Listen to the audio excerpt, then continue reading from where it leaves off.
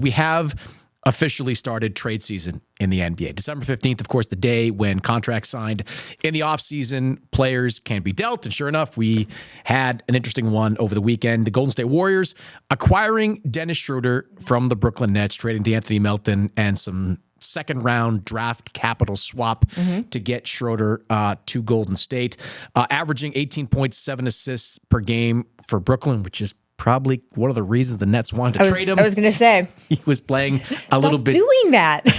Please, we're trying to Stop with the basket and the scoring and I mean, come on. I do love that the game following the trade, the Nets just got obliterated. And it's like, Sean Marks must have been sitting there being like, that's what we're talking about. That's what we're talking about there. But Golden State gets the player. Like, they get Dennis Schröder having an all-star caliber year.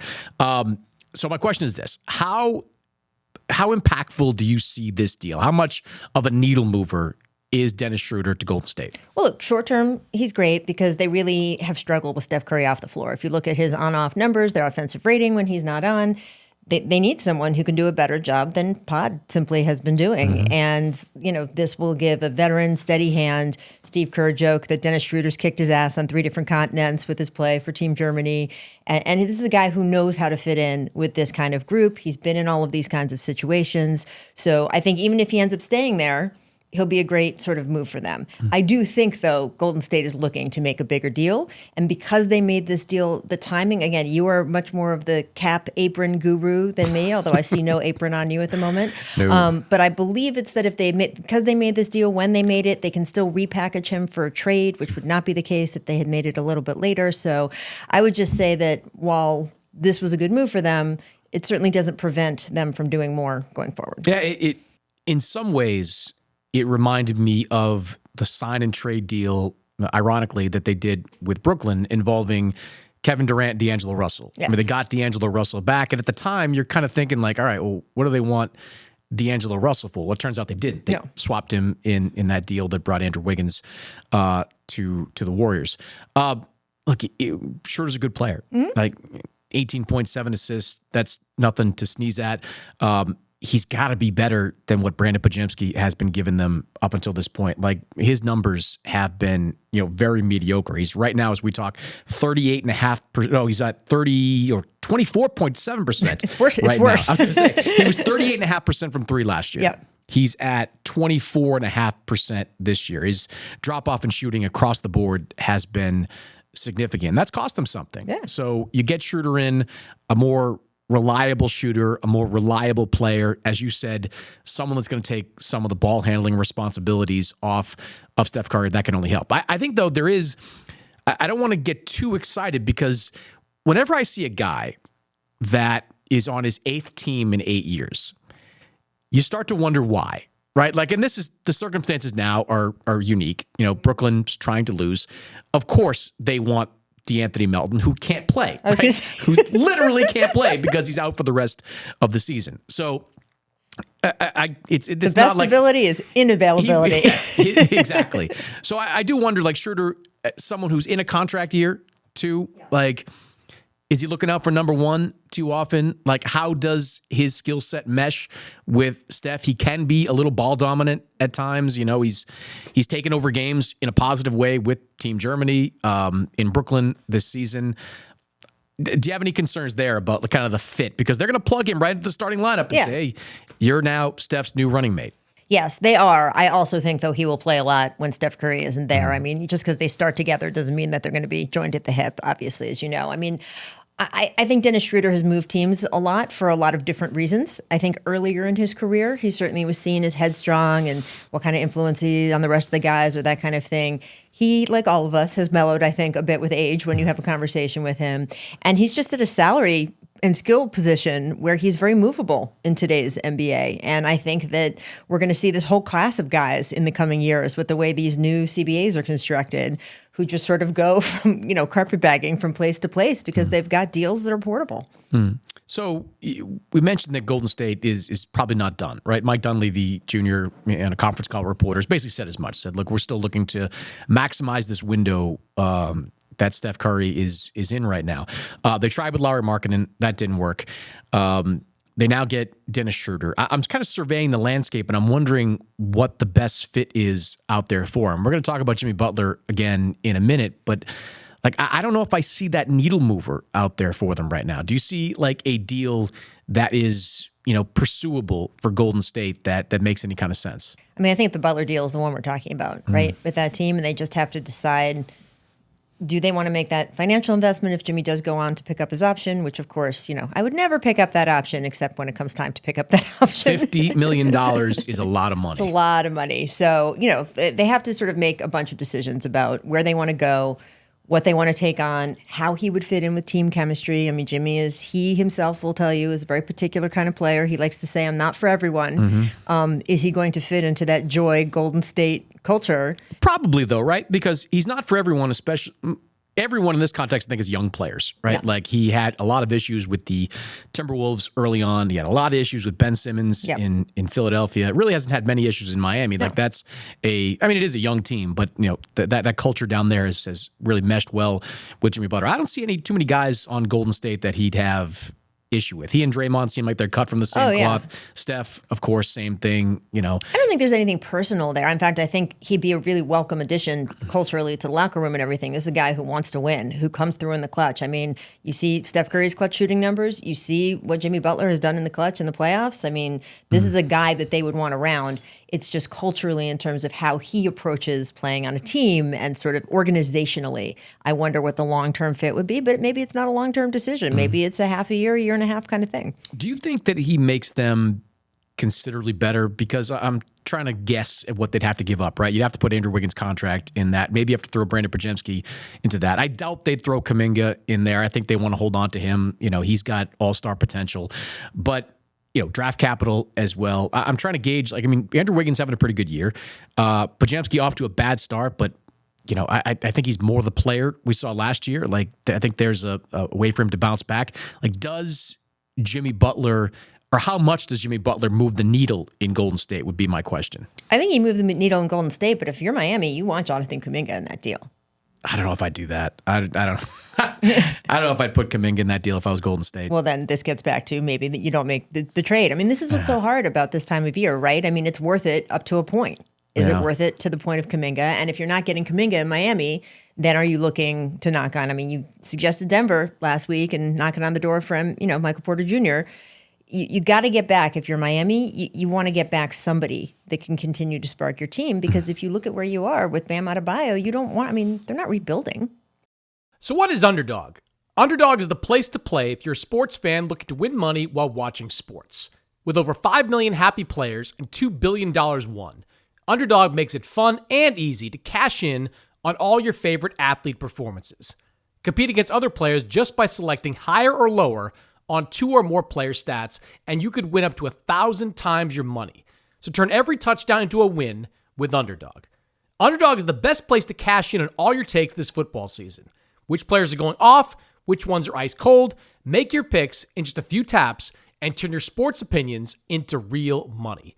You could win up to 1,000 times your money just by choosing higher or lower on player stats like points, blocks, steals, and much more. I've had a lot of fun using Underdog to go all in on Anthony Davis, who is having a monster season on both ends of the floor. Tyrese Maxey, who has stepped into a huge role in Philadelphia. And the Boston Celtics, who continue to put up win after win. Even the Cleveland Cavaliers, Darius Garland, a 45% three-point shooter, have had a lot of success and a lot of fun playing with Underdog. So download the app today and use code OPENFLOOR to get up to $1,000 in bonus cash instantly. That's OPENFLOOR to get up to $1,000 in bonus cash instantly. Select higher or lower on your favorite players and cash in on Underdog. Must be 18 or over, 19 or over in Alabama or Nebraska, 19 plus in Colorado for some games, 21 plus in Massachusetts and Arizona, and present in the state where Underdog Fantasy operates. Terms apply. Void in Colorado. Concerned with your play? Call 1-800-GAMBLER or visit www.ncpgambling.org in Arizona. 1-800-NEXT-STEP, 1-800-639-8783, or text NEXT STEP to 53342 in New York. Call the 24/7 Hope line at 1-877-8-HOPE-NY or text HOPE-NY 467-369. let's expand on this Butler conversation here, because we did touch on him briefly last week. We're just talking about him here now. He's the big name that's out there on the trade market.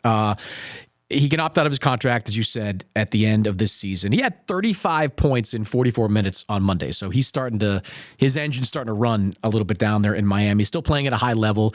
Miami is 13-11 right now as we record this. Back half of the top 10 in both offensive and defensive efficiency. Middle of the pack right now in the Eastern Conference. I'm sure in Miami that they believe that if they can just get into the playoffs, they can beat anybody. And they've got a body. As they always do. And they've got a body of work to show that, right? They were the 8th seed back in 2022. They got all the way to the finals. Before we talk about Butler and where he should go or where he can go, does Miami need to trade him? Like, do you look at this Heat team saying, like, all right, you got a guy who says he's going to opt out of his contract, who's 35 years old, who doesn't really fit into the timeline of the roster they've got there. All the star players on their roster, including Bam Adebayo, who's remarkably still only 27. I thought he was crazy. Like 30. Bam Adebayo, still 27 and younger. Like, should there be urgency in Miami to trade Jimmy Butler? It really depends on, do you believe that he's going to opt out of that deal? Jimmy has said, to whatever degree they're allowed to talk about contracts. He's indicated that he will be opting out of the deal, and they'd lose him for nothing. And the idea is to create some urgency there and to have him have some say over where he goes. That's if you believe him. And honestly, it's really about what's that market going to be this summer. Do you think anyone else is going to offer him that much money? Well, no, I don't. At 35 years old and 36 next season. Like, who is giving Jimmy Butler a 3-year deal at $50 million per year? Look, Miami, they could have signed Jimmy Butler to an extension already. They still can. Right now, up until I think June 30th, they can sign Butler to a 2-year, $113 million extension, which would make his value of his contract $150, $160 million, whatever it may be. They're choosing not to do that. So that tells me that they don't believe that Jimmy Butler is a part of their long-term future. And right now, they've got the guy that there could be a bidding war for, because whether it's Golden State, Houston, throw Dallas into the mix. We talked a little bit about Denver last week. Cleveland. There are 3 or 4 teams that really need a Jimmy Butler. And when you have that many teams clamoring, that gives you a chance to maximize your value. That puts you in kind of that Oklahoma City seat when they traded Paul George, or when Danny Ainge moved Paul Pierce and Kevin Garnett to Brooklyn. You can get the kind of haul that can transform your franchise. And look, I know Miami, they operate differently. They want to be as competitive as possible, as long as possible. They don't believe in rebuilding, but sometimes you got to think long term. You got to think of the future. And trading Butler for a package that includes a young centerpiece player and a handful of draft picks, that to me is in the best interest of your franchise much more than Jimmy Butler. This comes back to, they're going to want Jonathan Kuminga. Yeah. Right? I mean, if you're Miami, and your point is absolutely right. You've got the guy, right? You want to be in that driver's seat come the trade deadline. You want the guy that everybody wants, because there's not that many trades that can get made in today's NBA. We keep going back to this, the way the CBA is structured. It's going to be a boring trade deadline, Chris. I don't think we're going to have any of these kind of pyrotechnics we've had in the last few years on this trade deadline. The Cam Johnsons and the Dorian Finney-Smiths and whoever else Brooklyn can eject before the deadline. Like, that's pretty much it. That's it, right? This is not going to be exciting. So if you've got a guy who's a difference maker, you are in the driver's seat, but that means that you can demand a higher price. And then that gets back to these teams. Are you willing to give up Jonathan Kuminga? Are you willing to give up Michael Porter Jr.? Are you willing to give up some of the things that it'll take? When Houston keeps saying, waving its hands and stomping its feet and saying, nope, we're not making one of these deals. We don't want James Harden back. We don't want Jimmy Butler to come here. Would you do it, though, if you're Houston? Like, I get the James Harden stuff that Ime was talking about. Like, at that point in time, James Harden made 0 sense. Yes. But Houston right now is a top 4 team in the conference. They've got a great defense. They've got good young talent. And they're not at that point where it's getting overly expensive to keep that talent, but they might get there. Yeah. And they're going to get there sooner rather than later. Like, I'm not sure I believe all this rhetoric coming out of Houston about we're not ready to make that type of move yet, especially when you got Jimmy Butler, who's from Houston, who would probably be inclined to re-sign there on a multi-year deal. I'm not so sure I buy all that. Well, it's a timeline issue, right? You were talking about his age versus, I mean, that's a young team, the Houston team, right? And so, and look, they've got depth that they could give up, certainly. I mean, to them, if they made that deal, they would not get worse, right? I mean, you're really talking about the ability to not only short-term get better with Jimmy Butler, but not get worse long-term. My point is you really can still protect your future if you're Houston. But I mean, I don't know, at some point, if you stomp and insist and fight and claw, I'm not doing this deal, I'm not doing this deal, at what point do we believe them? Never. Not until 01 on the deadline of the trade day. Every time, and you talk to a lot of people too, like every time I get a phone call or I hear an on-the-record conversation or an on-the-record quote from like a GM, like, no, we love our guys. We love our guys. Love our guys. It's utterly meaningless. You have to say stuff like that. You don't want the young guys in that locker room thinking they're trade bait. I think Houston is going to be a player in all this over the next couple of months. I do think, though, to bring it back to Denver, they've got to be the most aggressive here because they do have the best player to be moved in a deal like that. I mean, Michael Porter Jr. at like 26, I think he is. Like, if I'm Miami, I'd want to get my hands on that guy. Sure, three-point shooter. That guy, league where that's all that matters. That guy fits the timeline. That guy fits the mold. I think that Eric Spoelstra could unlock even more from Michael Porter Jr. He's never going to be a great defensive player. You're always going to have some problems on that end of the floor. But his three-point shooting, his versatility, his size, he's kind of shaken off the health issues that dogged him early on. He's been a pretty reliable guy most of the last couple of years. Both these teams seem to be in that kind of place where a trade makes sense for both of them. Miami would be able to get, not draft capital because Denver doesn't have any draft capital, but you can get a centerpiece guy in Michael Porter Jr., maybe get a Zeke Naji, some other young depth there as well. But you get a guy that more fits your timeline. And if you're Denver, you got to do something. It's been so bad out there and so average and mediocre out there that you got to do something to shake things up. You've convinced me since last week. That's it. I am on the Chris Mannix Denver train on this because, look. Careful. They don't like me much in Denver sometimes. When I talk Denver Nuggets basketball, I get some angry messages on social media. You're in the coal car of the train? Yes, They don't let you out? No, they don't. But no, I mean, look, obviously you'd be nervous if you're Denver to get rid of a guy like Michael Porter Jr. and the offense and the shooting and the three-point shooting that he can bring. But you signed Jamal Murray to that contract. So at some point, by the way, it looks worse and worse. I get it, but you have to have faith that he can come around, right? Otherwise, the whole experiment's kind of off. What do you think of what you're seeing from Murray, though? Because I don't really get it, right? Like defensively, he's never been a good defender. I think he's got to take, and Michael Malone has said this, like you got to take more pride in your defense. You got to take it personally that you're being hunted every single night. The offensive inefficiency, though, if you were making a power rankings of the things that are wrong in Denver right now, Murray's inefficiency, I think, is at the top of the list because he has not been the number 2 guy that he's been for so many years. Jokic is having an outstanding offensive season. Not great defensively, but he's having a great offensive season. Jamal Murray is not carrying his weight offensively, and I don't get it. His numbers across the board have cratered. I mean, look, he does tend to get better as seasons go on. So if that continues this year, if that trend happens, that will obviously be something that will help them compete if they can get a Jimmy Butler or someone like that. But he hasn't started this low.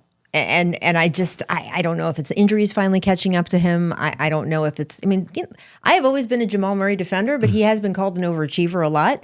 And maybe he's just achieving now. I don't know. I think I would have liked to have seen him named to one All-Star game. To never make the All-Star game, forever, that kind of thing. Yeah. Right. And I mean, look, I think that it's a numbers game, the All-Star game, right? He couldn't be here. It's not that he wasn't an All-Star caliber player. It's just that he couldn't fit onto one of those rosters. It remains, though, that Jokic has never had an All-Star number 2 with him. Right? Can you imagine if he did have a guy of Jimmy Butler's track record next to him and in the West where we've talked about this too? Oklahoma City's only getting better. These other teams, younger teams, Minnesota, the Rockets, they're only getting better. If you are Denver with Nikola Jokic, the time to win is now. Yeah. And I think Butler is the kind of guy that could energize that team. Maybe he could energize Jamal Murray, that competitive edge, bringing that into that locker room. I think that would be important. And he'd also solve some defensive problems. Like their defense has been so bad all season long. And look, to be fair, Jokic is a big part of that. Jokic, I was talking to an assistant coach recently who coached against Denver, and he was raving about the offense. The offense is great. But he also pointed out that Jokic looks heavy this year. And defensively, he's kind of regressed to the point where he's just a subpar defender. Like he was in the last couple of years, I think, trending towards becoming at least an average team defender. He's never going to be, Joel Embiid on that end of the floor, but he was trending towards being a good to average defender. He's taken a step back, and some of that might be the burden that's on him. He looks tired. I mean, he's got to do so much, and it's not just Playing physically. 37.5 minutes per game. I was going to say, him, Murray, and Porter Jr. all averaging career highs in minutes. I mean, and it's mentally too, though. He knows. I mean, especially with Jamal playing the way he is, he knows that it's got to be him every night. These 40-something point games every night, over and over again. I think if he was able to get help, whoever that is at the deadline, you will see him improve in terms of his approach, defense, his effort, right? I mean, so much of that, and we saw him improve over his time. Getting in shape and staying in shape is hard when you're that size. You have to be motivated to do it. You have to think there's a reason for it. So if I'm Denver in the front office, I want to maximize and make Jokic back into the player he was, and that has to come with some sort of energizing trade.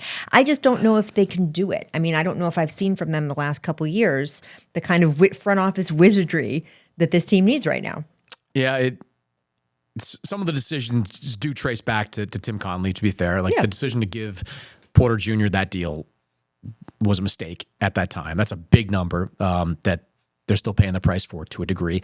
But their young players have not developed in the ways that they've needed them to. They have made some interesting decisions when it comes to veteran talent, most recently with Kentavious Caldwell-Pope. And now they're in this weird spot where you've got a generational talent that you're kind of toiling away with in the back half of the conference playoffs. I do think Michael Malone has to bring these minutes down because it's like we're about to talk about with LeBron.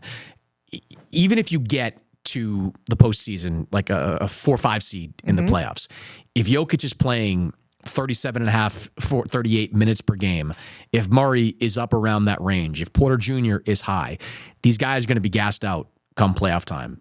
You got to trust some of these young guys. I don't know. Look, injuries have been a problem for them, over the course of the season. Aaron Gordon's injuries. Yeah. I mean, that is going to make a big difference when he's back. Especially defensively. He's the most versatile defender on that team. One of the most versatile defenders in the league. He should have a big overall impact, but that's a team that needs a shakeup. That's a team that needs to be aggressive. And I think Jimmy Butler is the right fit for that group.